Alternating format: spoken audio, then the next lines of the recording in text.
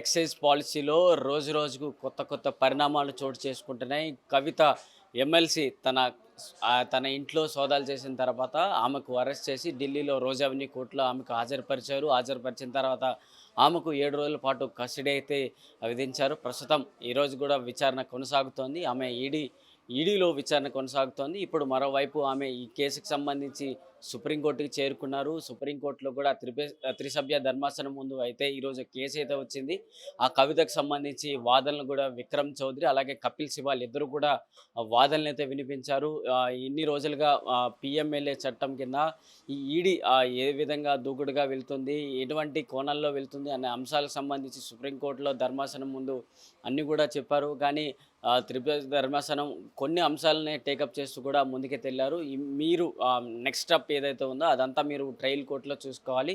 ఆ ట్రయల్ కోర్టుకు వెళ్ళండి అంటూ చెప్పారు. ఇద్దరికి సంబంధించి ఇటు ఈడీ అధికారులకి 6 వారాలు అయితే గడువు ఇచ్చారు. ఈ 6 వారాల గడువులో ఈడీ మొదటి నుంచి ఇటు తన కవిత ఇంట్లో సోదాలు జరిపేటి నుంచి ఇప్పటి వరకు కూడా జరిగిన పరిణామాలపైన పూర్తిగా డేటా ఇవ్వవలసి ఉంటుంది. ఎందుకు ఏ కోణాల్లో అరెస్ట్ చేశారు, ఏ విధంగా అరెస్ట్ చేశారు అనే అంశాలకు సంబంధించి మొత్తంగా ఈడీ అధికారులు వచ్చే ఈ 6 వారాల్లో డేటా ఇవ్వవలసి ఉంటుంది. ఇప్పటి వరకు ఇన్ని అంశాల కోణంతో అయితే జరుగుతోంది.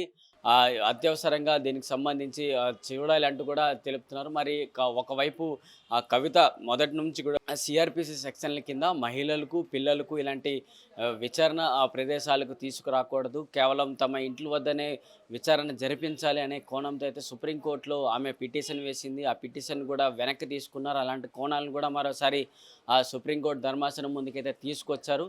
ఇప్పుడు ఆ కవితకు సంబంధించి ఏ విధంగా ఉండబోతుంది, ఇప్పటి వరకు ఈ సుప్రీంకోర్టులో ఒక విధంగా ఉంటే ఆమె కస్టడీలో ఉంది.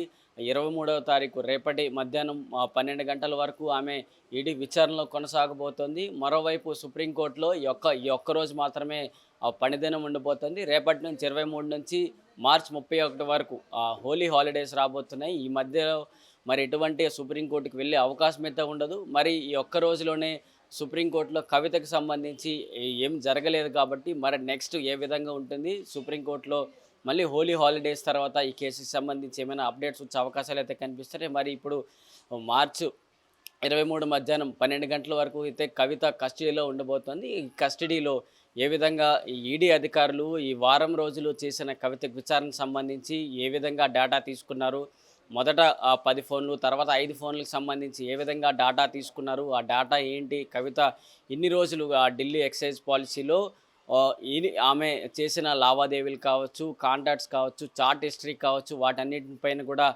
కూపీ అయితే లాగుతున్నారు. దీనికి సంబంధించి కూడా ఈ డేటా మొత్తం 23వ తారీఖు మధ్యాహ్నం ఢిల్లీలోని రోజ్ అవెన్యూ కోర్టులో అయితే ఈడీ అధికారులు ప్రవేశపెట్టబోతారు. ఇంతవరకు ఇన్ని కోణాల్లో అయితే జరుగుతోంది. ఇప్పటి వరకు కూడా కవితకు సంబంధించి ఆమె పైన కూడా విచారణ జరుగుతున్న నేపథ్యంలో ఆమెకు కూడా చాలా క్వశ్చన్లు అయితే లేవనెత్తుతున్నారు. అసలు ఈ 100 కోట్లు ఏంటి, ఎక్కడి నుంచి ఎవరెవరికి ఇచ్చారు, అసలు మీరు ఈ ఢిల్లీ ఎక్సైజ్ పాలసీలోకి రావడానికి మీకు ప్రధాన టచ్లో ఉన్నది ఎవరు, ఇలాంటి అంశాలకు సంబంధించి అన్నీ కూడా ఈడీ అధికారులు ఇటు కవితకు సంబంధించి అడుగుతున్నారు. సో ఇలాంటి నేపథ్యంలో కవిత నుంచి ఎటువంటి సమాధానాలు వచ్చాయి, ఈడీ అధికారులకు ఏవంటి డేటాతో వెళ్తున్నారనేది చూసుకోవాలి.